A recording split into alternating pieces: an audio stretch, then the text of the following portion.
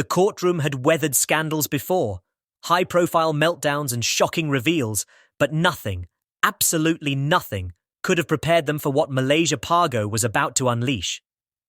The room was quiet, suffocating under the weight of anticipation, when Malaysia rose with the grace of a storm held back by sheer force of will. Cold, steady, deadly calm, her eyes locked onto the judges, and with a half-smile that promised destruction, she spoke, her voice sharp as broken glass.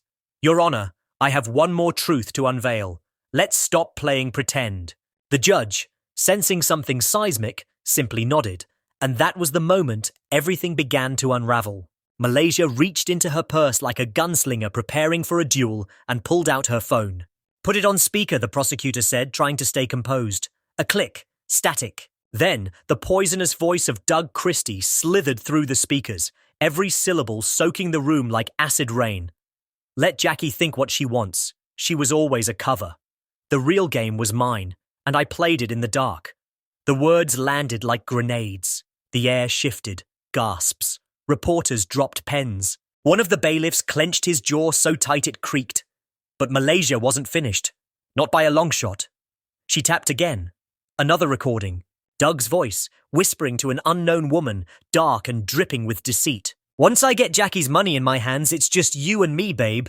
We vanish." That was when Jackie Christie erupted. She leapt to her feet, eyes blazing, fists trembling. "You used me. You lied under my roof. My marriage, my life. It was a scam," she screamed, slamming her hand so hard on the desk that microphones trembled. But this wasn't a breakdown. It was a war cry, and Malaysia didn't blink. She pressed play again. Doug was laughing, mocking. "You know how I keep her quiet? I feed her lies, give her promises, fake tears. She loves drama, so I give her a script." Jackie howled, lunging across the courtroom as security held her back. "You lying snake!" she screamed. "You played me!" But Malaysia, her voice cold as midnight, replied, "No, Jackie. He used all of us. I just finally stopped pretending." Chaos erupted. The judge banged his gavel, shouting for order, but it was like throwing pebbles into a tsunami. Malaysia wasn't done. She pulled out receipts, literal financial records tracing money from Jackie's businesses to a woman named Christina Maddox, who, as a photo revealed, was the same mystery woman from Doug's jailhouse recordings. "Your husband funneled your money to his mistress," Malaysia said, as if reading a weather report. "He used your company card to buy her a car." Jackie collapsed into her seat, shaking. Reporters were already live tweeting. "Breaking Malaysia. Pargo exposes Doug Christie in court. Lies, mistress. Money trail revealed." "Are there more recordings?" the judge asked. Malaysia nodded. 12 more. 2 of them include plans to hide assets before the divorce. 3 days after the courtroom exploded into chaos and silence, collapsed around Jackie Christie like a tomb, the world kept spinning, but her reputation did not. Her name, once a synonym for reality TV royalty, had become tabloid poison, late-night punchlines, and whispered cautionary tales in influencer group chats. Meanwhile, Malaysia Pargo, now hailed across social media as the truth slayer, the unfiltered avenger, remained chillingly composed. She didn't seek interviews. She didn't drop clickbait. She dropped silence, and somehow that silence was louder than anything Jackie had screamed from behind her false image. But the truth had layers still waiting to be peeled back. On the 4th day, just as the dust began to settle, another storm rolled in, not from Malaysia this time, but from a former VH1 producer named Kendra Locke. In an exclusive sit-down with a major podcast, Kendra didn't mince words. Jackie controlled her narrative with fear. She'd threatened staff, she demanded final edits, and yes, she planted stories. Half the meltdowns you saw were scripted by her, not us. The podcast hit 1 million streams in a day. Hashtags trended globally. Exposed empire. Jackie controlled chaos. Free Shantel. Inside Jackie's now empty mansion, every reflection mocked her. Every mirror whisper betrayal. Her inbox overflowed. With apologies, with blame, with threats, with silence. Then the email came. From the legal office of Harold Skinner, the man Shantel had as her biological father. The subject line was simple. Request for paternity clarification. Jackie didn't open it for hours. When she did, her knees buckled. Harold was requesting visitation rights. He wanted to meet the daughter he never knew he had. Jackie tried to call Shantel. No answer, no voicemail, just the digital finality of being blocked. Meanwhile, Malaysia released a new statement. Not dramatic, not vicious, just surgical. I never wanted war.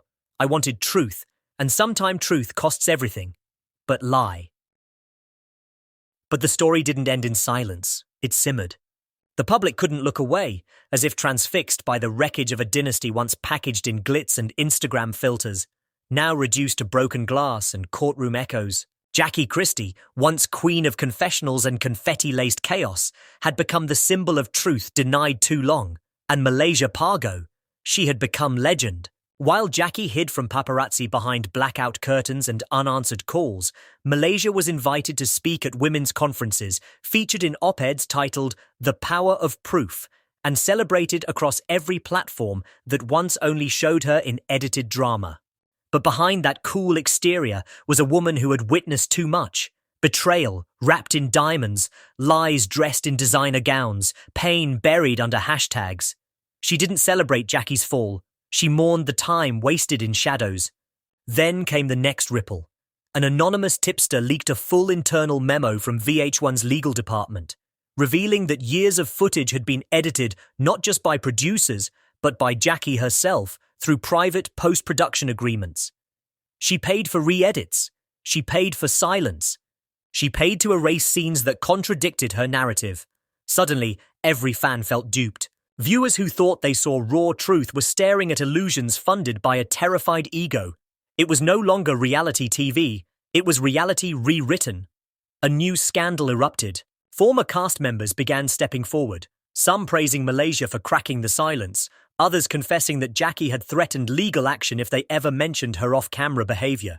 One even claimed Jackie paid tabloids to smear Malaysia's name years ago, planting false stories to bury her voice. Jackie, now completely cornered, tried one last move, a podcast. Raw, unscripted and messy, she uploaded a midnight monologue titled, They Tried to Cancel Me. Her voice trembled. She blamed the industry, blamed trauma, blamed jealousy.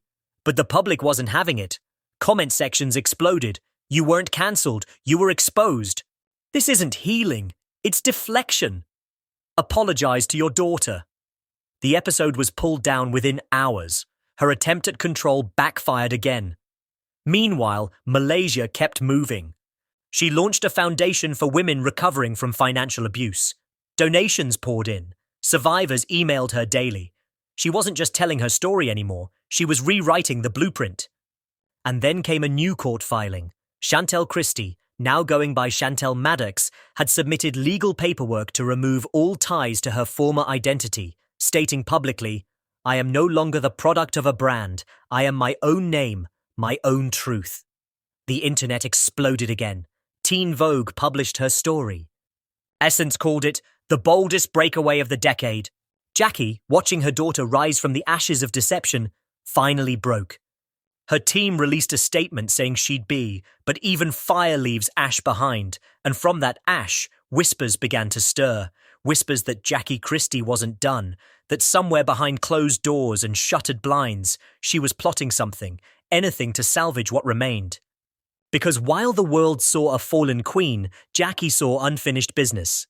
She began contacting former producers, whispering ideas for a comeback, pitching redemption arcs and spiritual retreats, claiming she'd found God, that she'd learned from the pain, but the industry had turned cold.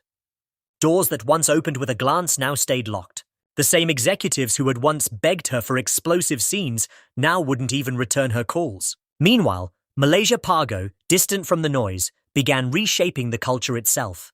Her docuseries Unmasked. The Cost of Silence became a viral sensation, earning praise for its raw exposure of how fame can warp truth and turn women into products. Critics hailed it as a necessary reckoning. And Malaysia wasn't just the voice of the moment. She was the voice of the movement. She didn't name Jackie directly, but everyone knew. Each episode was a scalpel to the industry's bloated ego, carving out years of deception, manipulation, and brand-fueled gaslighting. Fans called it the most important reality-adjacent series of the decade. Meanwhile, Jackie spiraled quietly. Her mansion went up for sale. Her assets, once frozen, were now being divided in federal court. Her former staff began filing lawsuits: unpaid wages, emotional abuse, verbal assault. Even her old glam squad came forward with NDA-shielded horror stories. Weeks without pay, threats of exposure, being forced to film breakdowns under duress. Jackie tried to play victim, but the receipts were already in the public domain.